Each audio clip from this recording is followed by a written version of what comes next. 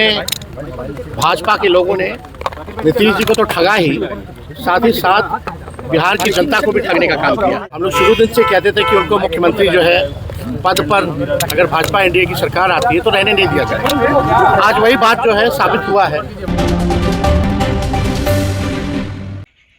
नीतीश कुमार के इस्तीफे के बाद अब तेजस्वी यादव का भी रिएक्शन सामने आ गया है। काफ़ी ज़्यादा तेजस्वी यादव भावुक भी नजर आए और ऐसे में उन्होंने कहा कि बीजेपी की जब सरकार आएगी तो नीतीश कुमार को कुर्सी तो छोड़ना ही पड़ेगा और यह नीतीश कुमार को पूरा दबाव दिया गया था। और हम चाहेंगे तेजस्वी यादव की इस पूरी वीडियो को आप पहले सुने।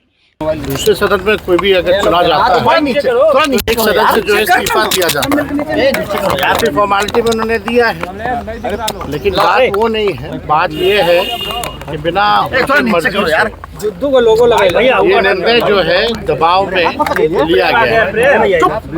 जाहिर सी बात है कि बिहार में भाजपा के लोगों ने नीतीश जी को तो ठगा ही, साथ ही साथ बिहार की जनता को भी ठगने का काम किया। नीतीश जी को ठगा। हम लोग शुरू दिन से कहते थे कि उनको मुख्यमंत्री जो है पद पर अगर भाजपा एनडीए की सरकार आती है तो रहने नहीं दिया जाए।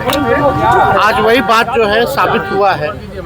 दूसरी बात ये भी साबित हुआ कि चुनाव में जो इन लोगों ने धनतंत्र और मशीन तंत्र लगाया था और माताओं बहनों से ये कहा गया था कि 2 लाख रुपए मिलेंगे, चुनाव के समय 10,000 रुपया दिया गया और बाकी बोला गया चुनाव के बाद 1,90,000 रुपया दिया जाएगा। अब कब मिलेगा ये पता नहीं।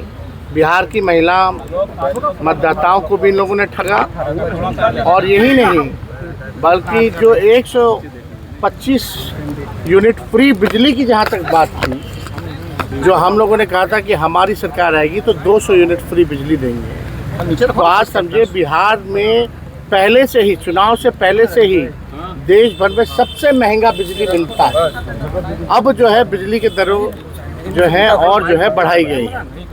यानी ये केवल और केवल ठगों की सरकार है। बिहार की जनता को ठगा, नीतीश जी को ठगा। तो जो अपनों को इन लोग ठग सकते हैं तो समझ सकते हैं कि बिहार की क्या स्थिति होने वाली है। गैस हो, डीजल हो, पेट्रोल हो, महंगाई जो है चरम सीमा पर अभी पहुंची। और अभी आप देखिएगा जैसे आपका बंगाल का चुनाव, केरल का चुनाव समाप्त होगा, वैसे पुनः आपका पेट्रोल डीजल की कीमतों में बेतहाशा वृद्धि होगी।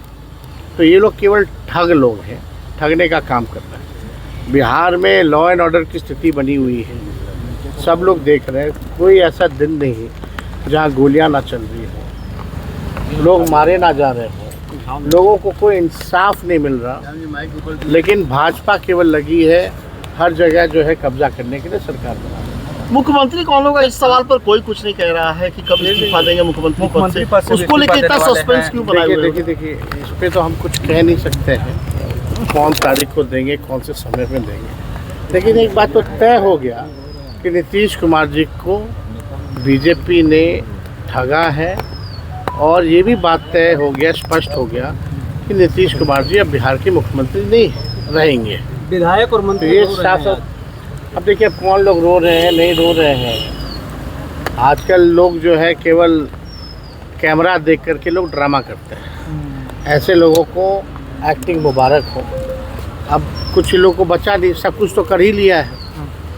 आजकल लोग तो पढ़ाने का भी काम कर रहे हैं, अब कलाकारी का भी काम कर रहे हैं। तो ऐसे लोगों पे हम क्या टिप्पा टिप्पणी करेंगे। लेकिन बिहार के जो उज्ज्वलंत मुद्दे हैं उसका निष्पादन नहीं किया जा रहा।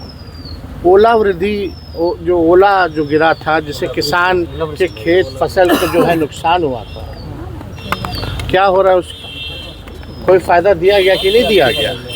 कोई किसान, मजदूर, गरीब, बेरोजगार, शिक्षा, चिकित्सा के बारे में, कोई पढ़ाई दवाई के बारे में बात ही नहीं कर रहा। कौन आएगा, कौन जाएगा, कौन आएगा। 2012 के बाद से कोई स्टेबल गवर्नमेंट बिहार में नहीं है।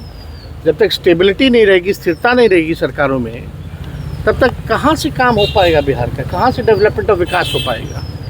तो ये सवाल खड़ा हो। निशांत का कोई राजनीतिक भविष्य है क्या नीतीश जी के इस्तीफा देने के बाद? कैसे देखते हैं? अब देखिए, अब हम इस पर कोई टिप्पा टिप्पणी तो करना नहीं चाहेंगे, लेकिन कोई भी अगर नौजवान राजनीति में आएगा तो हम उसका स्वागत ही करेंगे।